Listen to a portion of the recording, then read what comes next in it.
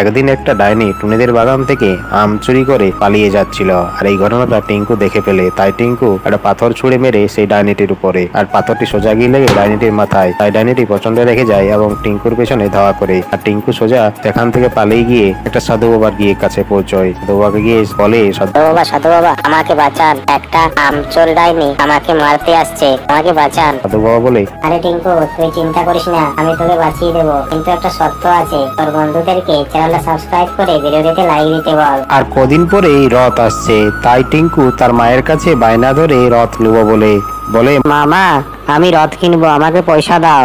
তখন টুনি টিঙ্কুকে 50 টাকা পয়সা দেয় বলে, যা টিঙ্কু রথ কিনে নিয়ে আয়। তাই টিঙ্কু মনের আনন্দে বাজারে চলে যায় এবং রথ কিনে নিয়ে যখন জঙ্গলের রাস্তা দিয়ে বাড়ি ফিরছিল, হঠাৎ একটি ডাইনি বুড়ি সেখানে এসে উপস্থিত হয় এবং তার রাস্তা আটকে দাঁড়ায়। তখন টিঙ্কু বলে, ও ডাইনি বুড়ি তুমি আমার রাস্তা কেন আটকেছো? আমি রথ কিনে নিয়ে বাড়ি যাচ্ছি, আমাকে রাস্তাটা ছেড়ে দাও।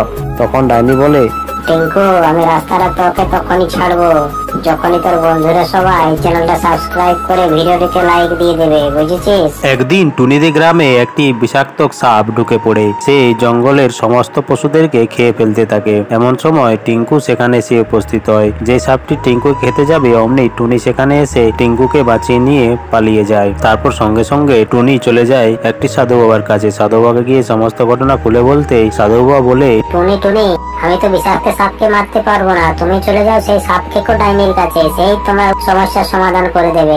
তাই টুনি একটুও দেরি না করে সেই সাপ খেকো ডাইনির কাছে যায়। সাপ খেকো ডাইনিকে বলে, ডাইনি মাসি তুমি সাপটিকে মেরে আমাদের বাঁচিয়ে দাও না। তখন সাপ খেকো ডাইনিটি বলে, আরে টুনি আমি সেই সাপটিকে তখনই মারতে পারবো যখনই তোর বন্ধুরা সবাই চ্যানেলটা সাবস্ক্রাইব করে ভিডিওটিতে লাইক দেবে।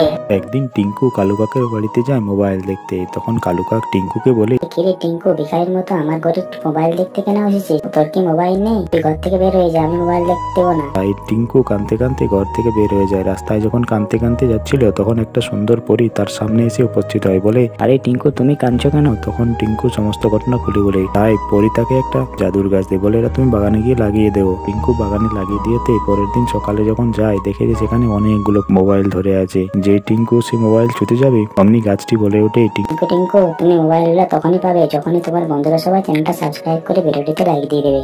একদিন টিঙ্কু কালু কাকের বাড়িতে যায় মোবাইল দেখতে। তখন কালু কাক টিঙ্কুকে বলে, কিরে টিঙ্কু ভিখারির মতো আমার ঘরে মোবাইল দেখতে কেন এসেছিস? তোর কি মোবাইল নেই? তুই ঘর থেকে বের হয়ে যা, আমি মোবাইল দেখতে দেবো না। তাই টিঙ্কু কাঁদতে কাঁদতে ঘর থেকে বের হয়ে যায়। রাস্তায় যখন কাঁদতে কাঁদতে যাচ্ছিল তখন একটা সুন্দর পরী তার সামনে এসে উপস্থিত হয়। বলে, আরে টিঙ্কু তুমি কাঁদছো কেন? তখন টিঙ্কু সমস্ত ঘটনা খুলে বলে। তাই পরী তাকে একটা জাদুর গাছ দেয়, বলে এটা তুমি বাগানে গিয়ে লাগিয়ে দেবো। টিঙ্কু বাগানে লাগিয়ে দিয়েতে পরের দিন সকালে যখন যায় দেখে যে সেখানে অনেকগুলো মোবাইল ধরে আছে। যে টিঙ্কু সেই মোবাইল ছুতে যাবে অমনি গাছটি বলে ওঠে, টিঙ্কু তুমি মোবাইলটা তখনই পাবে যখনই তোমার বন্ধুরা সবাই চ্যানেলটা সাবস্ক্রাইব করে ভিডিওটিতে লাইক দিয়ে দেবে।